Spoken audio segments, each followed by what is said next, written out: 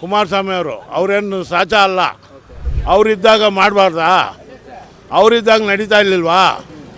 ಒಬ್ಬ ಅಂಬಾನಿ ಅದವನು 2 ಕೋಟಿದು ಒಂದು ವಾಚ್ ಕೊಡಬೇಕಂದ್ರೆ ಅವನು ಎಷ್ಟು ಸಂಪಾದನೆ ಮಾಡ್ತಾವನೆ. ಅದು ನಾನು ನಂಬಲ್ಲ. ಭ್ರಷ್ಟಾಚಾರ ಇರೋದು ಇಲ್ಲದು ಅದು ನಮಗೆ ಬೇಡ. ನಾವು ಆ ಲೆವೆಲ್ನಲ್ಲಿಲ್ಲ. ನಮ್ಮ ರಾಜ್ಯದಲ್ಲಿ ಬೆಸ್ಟು, ಜಾಸ್ತಿ ಇಲ್ಲ. ಅವರು ಲ್ಯಾಂಡ್ ಎಲ್ಲ ಮೊನ್ನೆ ಅಕ್ವೈರ್ಡ್ ಆಗಿ ಅವ್ರು ಮಾಡಿಕೊಂಡು ಕೊಟ್ಟವ್ರೆ. ಕೋರ್ಟೆ ಚೀಮಾರಿ ಹಾಕೈತೆ. ಇಂಥ ಮನುಷ್ಯ ಹೇಳೋದು ನ್ಯಾಯನಾ? ಅವರು ಏನಿದೆ ಪೆನ್ ಡ್ರೈವರ್ನಲ್ಲೇ ಇರ್ತಾರೆ. ಅವ್ರು ಯಾವ ನ್ಯಾಯವಾಗವ್ರ? ಅವರಿದ್ದಾಗ ಮಾಡಬಾರ್ದಾ? ಅವರಿದ್ದಾಗ ನಡೀತಾ ಇರಲಿಲ್ವಾ? ಅವರಿದ್ದಾಗ ಎಲ್ಲ ಮಾಡ್ತಾ ಇರಲಿಲ್ವಾ? ಅವರು ಯಾವಾಗ ಅವ್ರ ಅನುಕೂಲಕ್ಕೆ ಯಾವ್ಯಾವ ಪಕ್ಷ ಬೇಕೋ ಆ ಪಕ್ಷಕ್ಕೆ ಹೋಗಿ ಅವರು ಉದ್ಧಾರ ಆಗೋಕ್ಕೆ ಅವರು ಇರೋದು.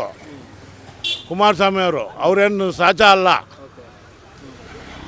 ಹೋಲ್ಸ್ಕೊಂಡ್ರೆ ಸಿದ್ದರಾಮಯ್ಯ ಇರ್ತಾರ ಯಾರೂ ಇಲ್ಲ ಇವಾಗ. ಇರ್ಬೋದು, ಬಟ್ ಆ ಥರ ಇಲ್ಲ, ಜಾಸ್ತಿ ಇಲ್ಲ.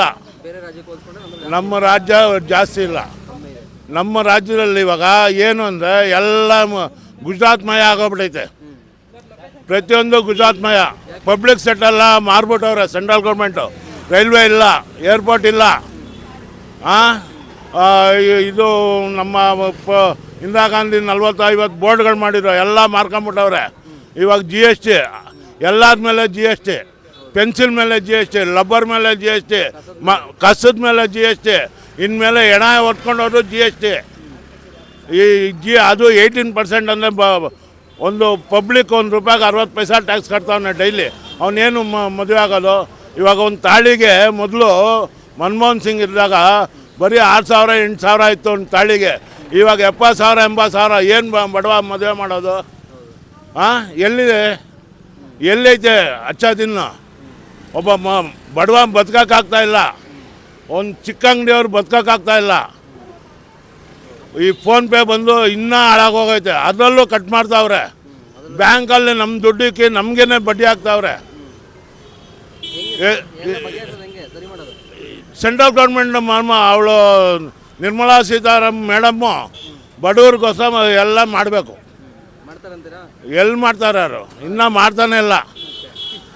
ಅವರು ಮಾತ್ರ ಎಲೆಕ್ಷನ್ಗೆ ಕೋಟಿ ಕೊಟ್ಟು ಪರ್ಚೇಸ್ ಮಾಡ್ತಾರೆ MLAಗಳನ್ನ. ಅದೆಲ್ಲಿಂದ ಬರುತ್ತೆ ಅವ್ರಿಗೆ? ಒಬ್ಬ ಅಂಬಾನಿ ಅದವನು 2 ಕೋಟಿದು ಒಂದು ವಾಚ್ ಕೊಡಬೇಕಂದ್ರೆ ಅವನು ಎಷ್ಟು ಸಂಪಾದನೆ ಮಾಡ್ತಾವನೆ. ಪ್ರತಿಯೊಂದು ಅವನಿಗೆ ಮಾಡ್ತಾವ್ರೆ ಅವರು. ನಾನೊಬ್ಬ ಅನ್ಎಜುಕೇಟೆಡ್ ಬ್ರೂತು. ನನಗೆ ತಿಳಿದೈತೆ ಅಂದರೆ ಬೇರೆಯವ್ರು ತಿಳಿದಿರಲ್ವಾ? ಇವಾಗ ಒಂದು ಎಂಪ್ಲಾಯ್ಗೆ 18%, ಈ ಸಾಫ್ಟ್ವೇರ್ನವ್ರಿಗೆ 18% ಟ್ಯಾಕ್ಸ್ ಕಟ್ಟಾಗುತ್ತೆ. ಪಾಪ ಅವ್ರು ಏನು ಮಾಡ್ತಾರೆ? ಇವಾಗ ನಾವೇ ನಮ್ಮ ದುಡ್ಡು ಬ್ಯಾಂಕಲ್ಲಿ ಇಕ್ಕಿದ್ರೆ ಅದಕ್ಕೆ ನಾವು GST ಕಟ್ತಾಯಿದ್ವಿ 18%. ನಮ್ಮದೇ ಕಟ್ಟಾಗುತ್ತೆ.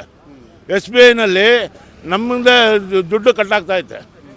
ಅದನ್ನೆಲ್ಲ ಯಾರು? ಇವಾಗ ಕೆನರಾ ಬ್ಯಾಂಕ್ ಇತ್ತು, ಹೋಯ್ತು. ಒಳ್ಳೊಳ್ಳೆ ಬ್ಯಾಂಕೆಲ್ಲ ಬರೋಡಾ ಬ್ಯಾಂಕ್ ಹೋಯ್ತು. ಎಲ್ಲ ಗುಜರಾತ್ಮಯ ಆಗೋಗ್ತೈತೆ. ಇಡೀ ದೇಶನೇ ಗುಜರಾತ್ಮಯ ಆಗೋಗುತ್ತೆ ಅನ್ನೋ ನೆಕ್ಸ್ಟು ಗೊತ್ತಿಲ್ಲ.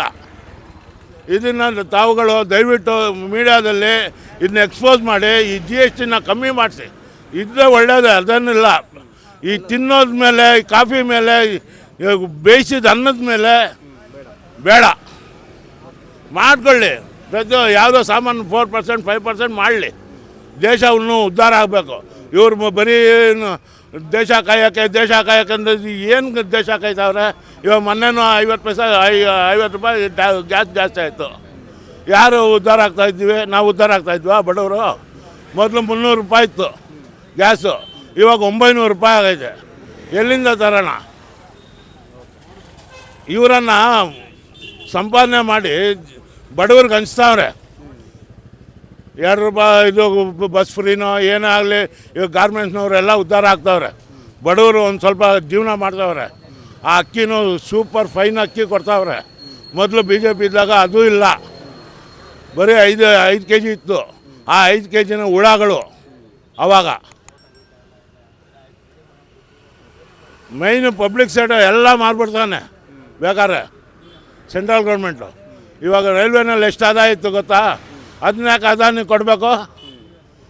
ಇವರೇ ನಡೆಸ್ಬೋದಾಯ್ತಲ್ಲ. ಇವಾಗ ಒಂದು ಮೊದಲು ತಿರುಪತಿಗೆ ಹೋಗ್ಬೇಕಾದ್ರೆ 67 ರೂಪಾಯಿ ಇತ್ತು, ಇವಾಗ 270 ರೂಪಾಯಿ ಜನರಲ್ ಇದರಲ್ಲಿ. ಎಷ್ಟು ಜಾಸ್ತಿ ಆಯಿತು ಅದೆಲ್ಲ ಯಾರೂ ಕೇಳ್ತಾ ಇಲ್ಲ. ಸುಮ್ಮನೆ ಹಿಂದೂ ಮುಸ್ಲಿಂ ಅಂತ ಕೋಮು ಗಲಭೆ ಸೃಷ್ಟಿ ಮಾಡಿ ದೇಶನ ಅನ್ಯಾಯ ಮಾಡ್ತಾವ್ರೆ. ದಯವಿಟ್ಟು ತಾವುಗಳು ನಮಗೆ ಬಡವರಿಗೆ ಹೆಲ್ಪ್ ಮಾಡೋದೆಲ್ಲ ನೀವು ಇದು ಮಾಡಿ. Beat plus Karnataka.